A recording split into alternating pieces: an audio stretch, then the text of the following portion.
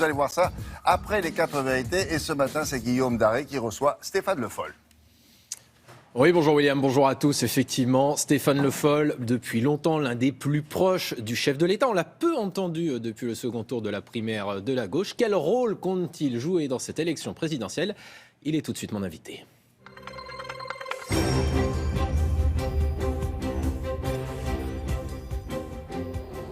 Bonjour Stéphane Le Foll. Bonjour. On commence par un mot sur les États-Unis. Cette nuit, la Cour d'appel de San Francisco a confirmé la suspension du décret de Donald Trump qui interdisait temporairement l'accès aux États-Unis aux ressortissants de 7 pays musulmans. Est-ce qu'en tant que porte-parole du gouvernement au nom de la France, vous jugez que c'est une bonne nouvelle? Écoutez, je juge simplement qu'aux États-Unis, il y a un pouvoir judiciaire qui existe. Il y a toute une histoire qui est toujours là, et donc il y a des contre-pouvoirs, et qu'un président de la République des États-Unis, même élu, ne peut pas prendre des décisions qui sont contraires à ce qu'est le droit aux États-Unis. Donc voilà le constat que je fais, et que ceux qui veulent toujours dire qu'il suffit d'eux, ou il suffirait de décider, non, il y a des choses qui s'imposent aussi. Alors venons-en à la campagne présidentielle en France. François Fillon poursuit sa contre-attaque qui était hier soir en meeting à Poitiers. Selon lui, on cherche à chasser la droite de la présidentielle. Est-ce que c'est le cas? Écoutez, moi, je ne vais pas faire de commentaires sur la stratégie de François Fillon. Il y a une chose que je voudrais dire. Il a souhaité que la justice aille vite. C'est ce qu'il souhaitait au début de cette affaire. Et aujourd'hui, si j'ai bien compris, ses avocats considèrent qu'il faudrait renvoyer tout ça. Il souhaite que le parquet national se Moi, dessaisisse. je voudrais simplement que les choses soient cohérentes. Je pense que la transparence et la justice doivent agir vite pour que la vérité soit claire et qu'elle soit dite. Lui considère qu'il y a une atteinte grave au principe de séparation des pouvoirs, le judiciaire qui s'immisce dans le législatif. Mais justement, c'est pour ça que je disais ce que je viens juste de dire, c'est qu'au tout début de l'affaire, il a demandé à ce que la justice se saisisse pour pouvoir aller vite et prouver son innocence. Et puis maintenant, on a une autre, position qui consiste à dire c'est une attaque directe qui est faite contre moi et contre ce que je représente. Donc il faudrait simplement être cohérent. Il faut rester cohérent. Donc la justice doit faire son travail pour dire ce qui s'est passé et en tirer toutes les conséquences. Est-ce que ça vous choque que la justice vienne voir la façon dont les parlementaires gèrent leur argent ou pas? Non, mais au-delà de tout ça, il y a des choses et des règles qui doivent être appliquées et respectées. Tout, on le sait. C'est pas la question, c'est pas de la légalité d'embaucher quelqu'un de sa famille. Ça existe et c'est légal aujourd'hui. Il y a peut-être des propositions qui sont faites pour remettre ça en cause. Mais après, c'est la réalité du travail. Un salaire, un travail. C'est tout. C'est ça qui est en question. Le reste, moi, je ne porte pas de jugement. 7 il faudrait Français en sur changer. 10 souhaitent qu'il se retire de l'élection présidentielle. Est-ce que vous le souhaitez également? Mais non, Est-ce qu'il n'est plus légitime à se présenter? Je ne vais pas, en tant qu'homme politique, me mettre à faire des souhaits de ce type. François Fillon a été désigné par une primaire, souhaite continuer sa campagne. Je dis simplement qu'il faut qu'il reste cohérent. Il avait dit qu'il voulait que la justice passe vite et qu'elle aille vite. Il faut rester sur cette idée toute simple. Alors une autre primaire justement, celle de la gauche, c'est Benoît Hamon qui l'a emporté. Au lendemain de cette primaire, vous disiez il faut qu'il donne les signes du rassemblement. Est-ce qu'il a donné ces signes? Je voudrais d'abord revenir sur un événement qui s'est passé sur votre chaîne et sur France 2 hier soir. Le signe qu'il y a dans ce moment et au moment où je m'exprime, c'est qu'on a Marine Le Pen qui a fait 2h30 d'émission, et c'était légitime, et qui a annoncé et mis les cartes sur la table. Ça pourrait coûter très cher à la France. Marine Le Pen peut Très gagner l'élection cher. présidentielle d'après vous? Je dis simplement que ce que j'ai entendu hier soir, dans ces propositions qu'on connaissait, mais là on a eu des détails, ça pourrait coûter très cher à la fois à la France en termes d'image, et à la fois aux Français. Sortie de l'euro, dévaluation et taxes sur tous les produits importés. Très cher.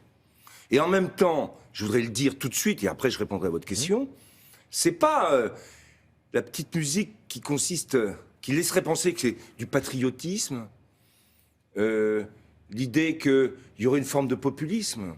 Non, ce que j'ai entendu hier, avec la préférence nationale, c'est qu'il y a du nationalisme derrière tout ça.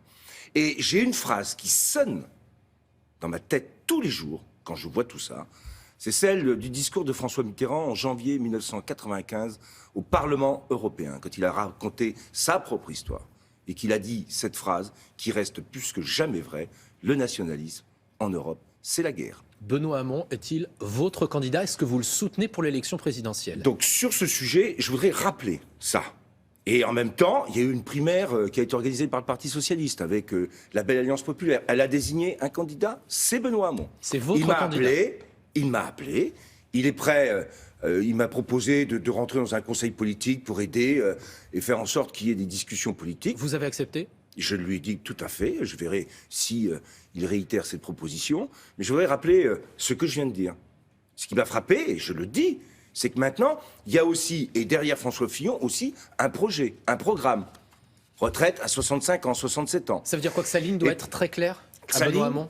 Et elle doit prendre en compte le contexte politique. L'extrême droite, la droite. Et je rajouterai un point, l'emploi. J'ai trouvé dans les discours et dans la primaire, il a été désigné, que sur la question de l'emploi, on n'a pas de proposition. Qu'est-ce qu'on fait ? Moi, je sais que l'an dernier, on a créé de l'emploi. 140 000 emplois. Il y aura des chiffres qui sortiront tout à l'heure qui feront le point sur l'ensemble de l'année. 140 000 emplois, peut-être plus. Mais aujourd'hui, à partir de ce moment-là, quelle est la politique de l'emploi ? Aujourd'hui, vous nous dites, je vais peut-être intégrer donc le comité politique de Benoît Hamon. Ça veut dire, vous nous dites, je voterai Benoît Hamon au premier tour de l'élection présidentielle. Je ferai aujourd'hui, je suis respectueux des règles. Et je l'ai toujours été. S'il y a quelque chose qui que je dois dire, c'est que moi, j'ai toujours été et loyal et respectueux des règles. Donc vous soutenez le candidat issu de cette primaire. Je vous dis que je suis prêt à faire en sorte d'aider le candidat qui est sorti de la primaire, parce que moi, je ne suis pas là pour mettre des bâtons dans les roues, et je vous dis, je suis respectueux. Mais en même temps, je ferai un choix, le moment venu, qui prendra en compte le contexte politique, et celui que j'ai indiqué au début. Je vous rappelle ce que j'ai dit et ce qui s'est passé hier soir sur votre chaîne. Justement, aujourd'hui, au vu des sondages qu'il faut prendre avec prudence, celui à gauche qui semble le plus en mesure de l'emporter, c'est Emmanuel Macron, qui semble pouvoir battre Marine Le Pen au second tour. Pourquoi ne pas le soutenir ? Vous avez dit quelque chose qui est très intéressant, d'ailleurs, vous avez peut-être un lapsus. Celui qui est à gauche et le mieux placé, c'est Emmanuel Macron. Je ne savais pas que lui-même s'était défini comme étant à gauche. Il a toujours dit, je suis issu de la gauche, pas socialiste, mais issu de la gauche. Il a toujours dit aussi que c'était ni droite ni gauche. Donc je pense qu'aujourd'hui, dans cette situation, moi, ce sont les grands principes.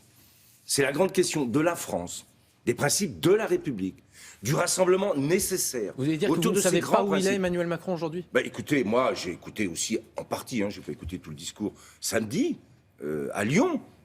Écoutez, je suis aussi, et je l'ai dit, regardez sur l'extrême droite, regardez sur le projet de la droite. Il n'est pas suffisamment clair. Je l'ai dit, que ce soit pour Benoît Hamon sur l'emploi et sur les grandes questions politiques qui sont posées, oui, je pense qu'il y a besoin de clarification. Juste un mot pour terminer. Quand Très on clairement. voit la situation, vous êtes un de ses plus proches. Est-ce que François Hollande ne regrette pas de ne pas s'être lancé dans cette course ? Est-ce que c'était pas gagnable quand on voit que la gauche peut l'emporter ? Moi, ce que je vais vous dire, c'est que j'ai été loyal et proche de François Hollande, et je reste proche de François Hollande. Mais aujourd'hui, je suis un homme politique qui est face à une échéance majeure. Voilà. Et donc, je prendrai mes décisions en fonction de ce que je crois être juste, clair, fort par rapport à ce que je pense être l'idée que j'ai de la France et de l'Europe. Voilà la position qu'il avait.